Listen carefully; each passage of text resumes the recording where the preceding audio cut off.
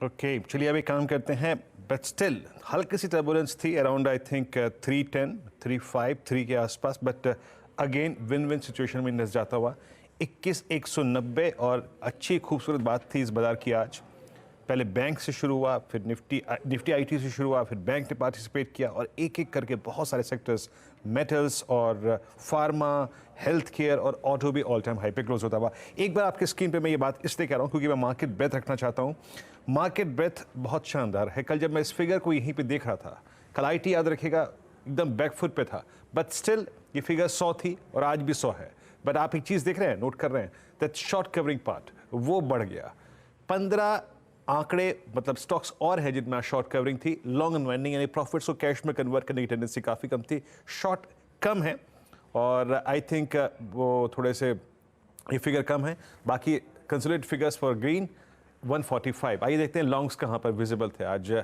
Emphasis IT, cell metals कल से ही strong move, Indus tower, Info Edge और गोदरेज प्रॉपर्टीज सब ने काफ़ी स्ट्रॉन्ग मूव दिया। इनफैक्ट ये एक इंडेक्सिंग काफ़ी अच्छी खासी है, आईटी भी, मेटल्स भी और रियल स्टेट भी, Infosys, tech Mahindra, Persistent, short covering. जैसा कि हम कल बात भी कर रहे थे, कुछ कारणों के चलते कल ओरेकल के कुछ नंबर्स ने मायूसी, अगर आप देखें, झोंकी थी स्पेस में, शॉर्टिंग हुई थी, आज complete short covering. Then short है मैक्स फाइनेंशियल्स में, एचडीएफसी लाइफ, ये परसों चला काफ़ी था, आज बैकफुट पे है। बाकी पावर ग्रिड, पीआई इंडस्ट्रीज और आईसीआईसीआई प्रू में आज थोड़ी बहुत शॉर्टिंग थी। और जो नेक्स्ट स्लाइड थी that's long unwinding, Chambal fertilisers, Zee entertainment में आई थिंक इवेंट बेस्ड थोड़ी सी अगर आप देखें तो यहाँ पर प्रॉफिट टेकिंग थी, जेएसपीएल, टाटा पावर और बीपीसीएल, कुछ ऐसे काउंटर्स जहाँ पर आज थोड़ी सी सॉफ्टनेस थी बिकॉज ऑफ लॉन्ग अनवाइंडिंग। अनुज, शानदार क्लोज की तरफ बढ़ते हुए हम। बिल्कुल शानदार क्लोज, इससे अच्छी क्लोज हो नहीं सकती। और एक चीज़ मैं जोड़ना चाह रहा था इसमें, एक तो खैर बैन का अपडेट था वो ले आते हैं, उससे पहले हाँ बैन का अपडेट ले आते हैं। चलिए, ये सेल अगेन एक दिन के लिए आया सिर्फ बैन से बाहर, फिर बैन में जाने की तैयारी। मन्नापुरम यहाँ पर 104% पोजीशन, बैन से बाहर जाने वाले काफ़ी इंटरेस्टिंग मामले हो सकते हैं। नैल्को लग रहा है आ जाएगा और इंडिया बुल्स हाउसिंग और डेल्टा कॉप ये थोड़े से बॉर्डर लाइन केसेस हैं।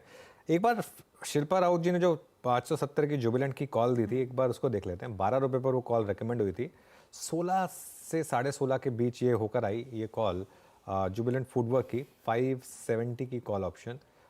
यहाँ पर देखिए 18, 22 और 28 के टारगेट थे, 16 के करीब गई है। शिल्पा जी अच्छी रही कॉल, 12 रुपये पर दी थी आपने। अब यहाँ पर स्टॉप लॉस क्या एडजस्ट करें? जी, इसको अभी ट्रेल कर दीजिए कॉस्ट पे ही, 12 पे स्टॉप लॉस ले आइए और यहाँ पे 23 थे टारगेट्स, आपको शायद 1-2 दिन में ही मिल जाए।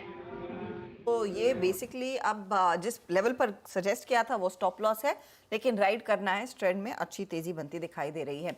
अच्छा जतिन जी, आज आईटी का पूरा कमाल था। अब दिग्गजों की तो हमने पहले बात कर ली, लेकिन मिड कैप में बताइए कौन सा ट्रेड आप कैरी करने के पक्ष में हैं? परसिस्टेंट, एम्फेसिस, बिरला सॉफ्ट, ये कुछ जो मैंने गिने हैं या मेंशन किए हैं वो टॉप गिनर्स थे आज के। इसमें से कुछ पसंद है या फिर कुछ अलग आपके रेडार पर आ रहा है?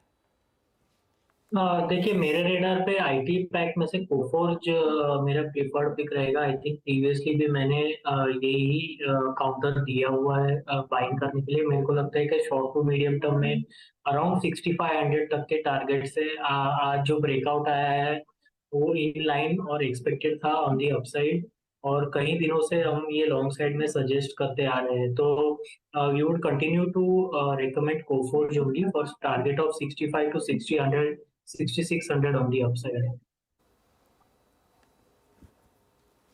ओके, तो ये फिलहाल कोफोर्ज एक ज्यादा बेहतर ट्रेड है आज का जिस पर आपका ध्यान होना चाहिए। जाते जाते कुछ और ट्रेड्स जो आपकी स्क्रीन पर लेकर आएंगे। देखिए कैश मार्केट में भी भरपूर एक्शन, और आईआरएफसी, इरकॉन जैसे ट्रेड्स, एसजेवीएन जैसे trades, RVNL list PSU side पर अच्छी खासी लंबी थी। मानस, इनमें से कोई जो आपको स्ट्राइक कर रहा हो कल के लिए?